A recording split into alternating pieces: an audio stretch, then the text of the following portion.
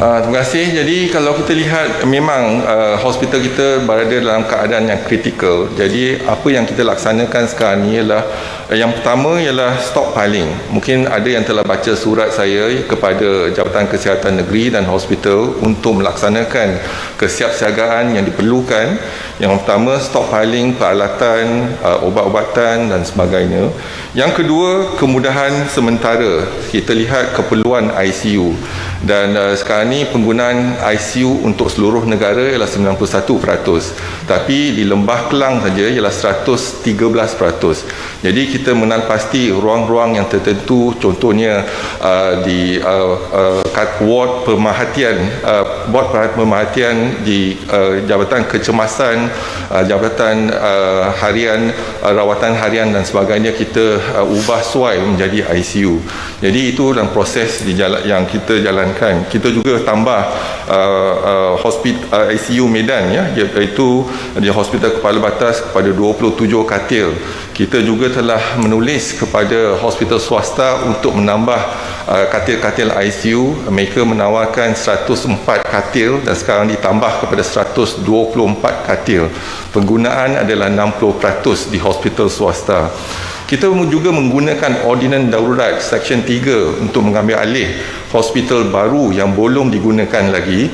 Contohnya kita telah pun melihat kepada Hospital Cyberjaya dan Hospital Pakar Kanak-kanak UKM yang boleh kita ambil alih. Hospital Pakar Kanak-kanak UKM ada 243 katil dan 20 ICU, katil ICU.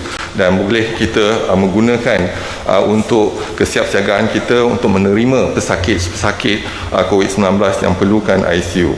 Kita juga ada Unified Command Center melihat kepada kesatuan, melihat kepada kesepaduan menggunakan katil-katil ICU di Lembah Kelang, iaitu Hospital Kementerian Kesihatan, Hospital Angkatan Tentera, Hospital Universiti dan juga hospital di pihak swasta. Dan kita lihat kalau ada kekosongan, kita akan menghantar sakit-sakit kita.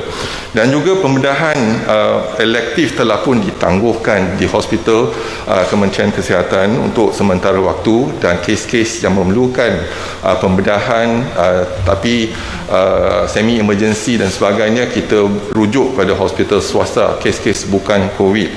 Dan banyak lagi tindakan kita, contohnya penyumber luaran, iaitu kes-kes bukan COVID kepada hospital swasta, dan juga pengambil alihan fasilitis untuk dijadikan PKRC dan sebagainya.